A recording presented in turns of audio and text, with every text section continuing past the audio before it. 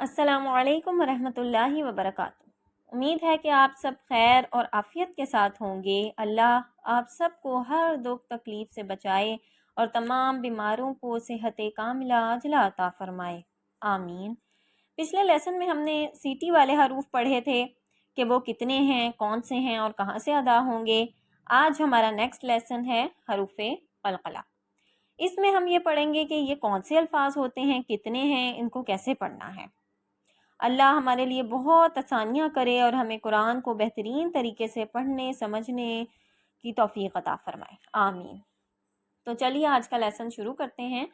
اعوذ باللہ من الشیطان الرجیم، بسم اللہ الرحمن الرحیم۔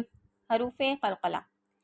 حروف قلقلہ 5 ہیں: قاف، قا، با، جیم، دال۔ یہ 5 حروف ہیں۔ جب ان پہ جزم ہوگی تو ہم ان کو تھوڑا سا ہلا کے پڑھیں گے۔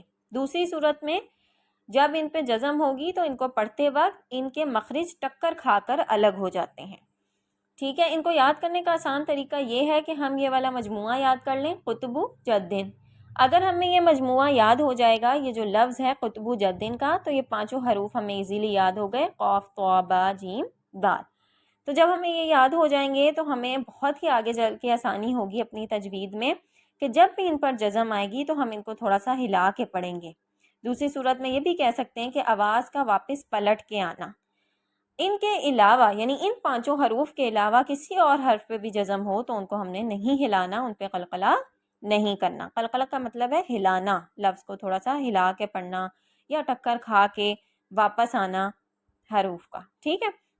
تو اگر ان 5 حروف کے علاوہ کسی اور حروف پہ ہمیں جزم ملے تو ہم اس کو نہیں ہلائیں گے۔ اب مثالیں دیکھتے ہیں پھر اور زیادہ سمجھ آئے گی۔ جیسے اب یہاں دیکھیں یج، تو جیم کو میں نے ہلایا، یج، یج نہیں کہنا، یج، یج، جو میں نے کہا وہ قلقلہ کیا میں نے اس پہ، یجعل، یجعل، ٹھیک ہے، یجعل۔ تو جیم کو میں نے ہلایا، یہ میں نے اس پہ جیم پہ قلقلہ یہاں پہ کیا۔ باقی دیکھیں لام پہ نہیں ہوگا، یجعل، ل نہیں کہنا، یجعل، بس ال کہہ کے فوراً رک جانا ہے، یجعل۔ اگلا دیکھیں لقد، دال کو ہلایا میں نے، اب دیکھیں لقد نہیں کہنا، لقد، د کہنا ہے، لقد، یجعل، لقد۔ پھر آگے قاف کو کیسے ہلانا ہے؟ خلق، قاف ہلانا ہے، دیکھیں قاف پہ جزم آ گئی، قاف کو ہلا کے پڑھنا ہے، قلقلہ ہوگا۔ خلقنا، خلقنا۔ طا کو کیسے ہلانا ہے؟ یہاں پہ طا موٹا بھی کرنا ہے، طا کو ہلانا بھی ہے، اس کو ات نہیں کہنا، ات کہیں گے تو یہ تو تا بن گیا، آتو، آتو۔ اب دیکھیں میں طا موٹا بھی کر رہی ہوں، طا کو ہلا بھی رہی ہوں، یہاں پہ قلقلہ بھی کر رہی ہوں، اطعمنا، اطعمنا۔ اب آگے پھر قاف کو کیسے پڑھنا ہے؟ نقعن، نقعن۔ اب یہاں جیم پہ جزم آ گئی، جیم پہ قلقلہ ہے، بروج، بروج، ایسے۔ پھر طا پہ کیسے ہوگا قلقلہ؟ محیط، اب طا موٹا بھی، طا پہ قلقلہ بھی، محیط۔ اب یہاں دیکھیں اب یہ والے ہا پہ قلقلہ نہیں ہے تو اس کو کیسے پڑھنا ہے؟ اہدینا، نہیں کہنا، اہدینا، آرام سے اس کو پڑھنا ہے، اس پہ قلقلہ نہیں کرنا۔ تو اس مثال سے، لاسٹ والی مثال سے ہمیں یہ سمجھ آئی کہ اور کسی بھی حرف پہ جزم آئے گی اس کو نہیں ہلانا ان 5 حروف کے علاوہ۔ اہدینا، اہدینا، بس ایسے پڑھنا ہے، نہیں کہنا، ٹھیک ہے۔ آگے اور بھی دیکھ لیں۔ اب دیکھیں با کیسے ہلانا ہے، اب، ایب، اوب، اب نہیں کہنا، اب، ٹھیک ہے۔ اب کہہ کے رک نہیں جانا، اب اس طرح، ایب، اوب، جب، جیب، جوب، بج، بیج، بوج، صد، سید، سود، قوت۔